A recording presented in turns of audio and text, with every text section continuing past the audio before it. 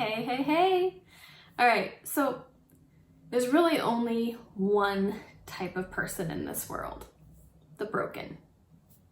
We're all broken, but not all of us stay that way. So listen, I don't care what you see on Instagram or who you follow on Facebook today. Behind every post, every touched up picture, every video that you see is someone who at one point has felt alone, lost, hopeless. There's pain, the story of hardship behind those posts. We've all been there. We are all broken. Some of us, we try to hide it and cover up. We Photoshop ourselves, our lives per se, and we don't show the ugly and we just pretend to tuck it away. Sometimes we don't show up for social events because we don't feel worthy or we feel like we're not enough. We don't post on social media because we don't feel like we have any beauty in us we only see our broken parts, the shards. Or we put on our strong face and you won't notice my broken parts because I'm so strong. We're all those people, they're hiding.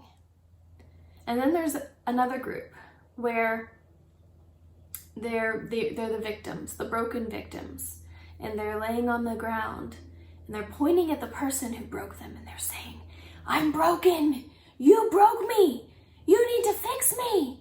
And they're waiting and waiting and waiting for someone to come and fix them. They're waiting for their rescuer.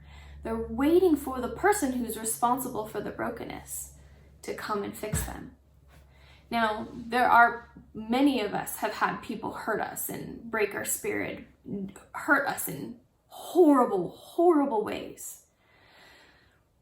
But I want to be honest with you. If you're waiting for that person to come and fix you, if you're waiting for validation from that person or that situation, whatever it is that happened to you, that broke you, you're going to be waiting forever. This is your life, and you are the only one who can take that next step toward healing. The good news is there's another group of people. Remember, we're all broken, or there's only one type of people. We are all broken. But there's this other group of people, and they're rare, but they are powerful. And they look at their broken part and they say, it's not so bad. Look at the rest of me.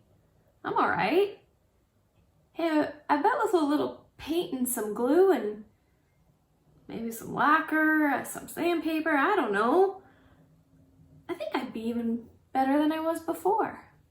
And they get up and they start their journey. You can just imagine them going to the hobby shop and trying this paint, trying that paint, trying this glue and this epoxy and do.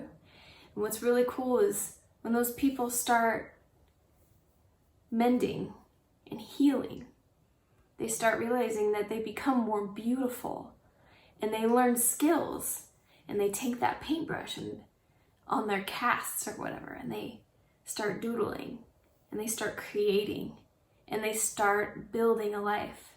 And that doesn't mean that we don't continue to experience hardships, but they have a new frame for which they see things through.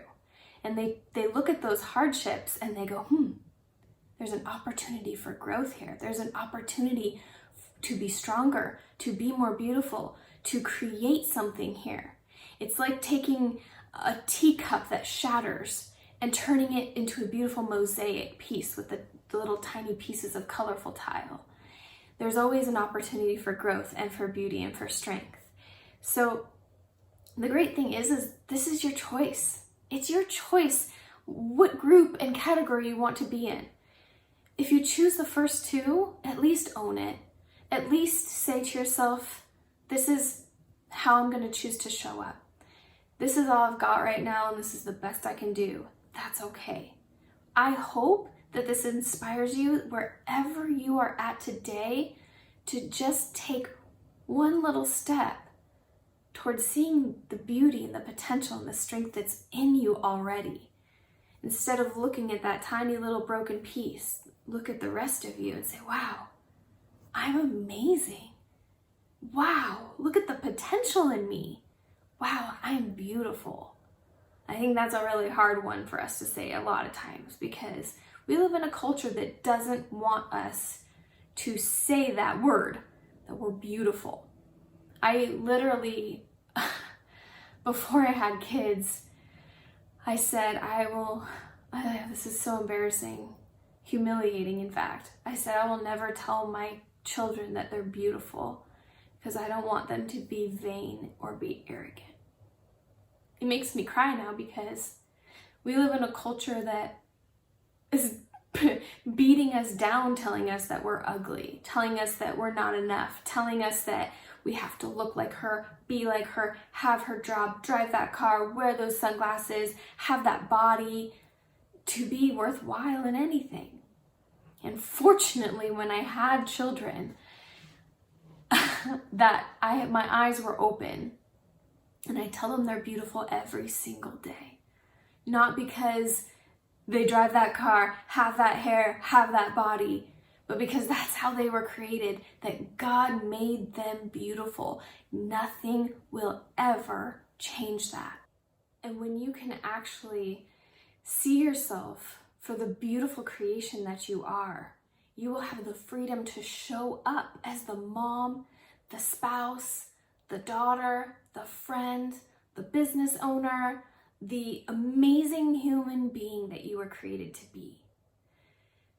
But first, you have to admit to yourself and you have to start seeing yourself for the potential that's in you. You have to look in the mirror and be able to say, I'm beautiful. Even if it's hard, even if you feel like a fraud. Because it's in you right now. You are that already. But your words are powerful. And what you're telling yourself has meaning and it determines how you show up. So I encourage you right now, when you're done watching this video, to turn this off and to close your eyes if you have to. Look in the mirror if you can and say, I am beautiful. I am strong and I am powerful and I was made for this. So, thank you for spending this time with me today. I hope this has encouraged you. I just want you to know that I love you and I believe in you. You are powerful and important and you are made for this. And if we're not already connected, please subscribe or follow me so I can pour into you more. And I look forward to hanging out with you again. All right, take care. Bye-bye.